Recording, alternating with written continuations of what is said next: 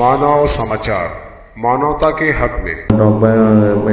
जे केसेस वाढलेले आहेत तर आपल्या चोपडा शहर व तालुक्यातून किती रुग्णसंख्या आहे आणि रोजचे किती येत आहेत? साधारणतः 2 महिन्यामध्ये 527 श्वानदंशाच्या केसेस आमच्याकडे झालेल्या आहेत.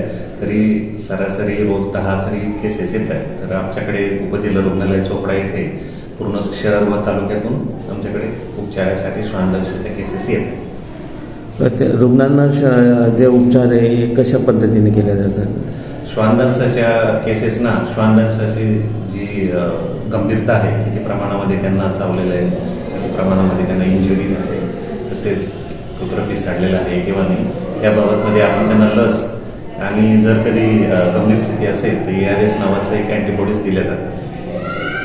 दादा, सध्या या डिसेंबर महिन्यामध्ये काही संख्या वाढलेली आहे का?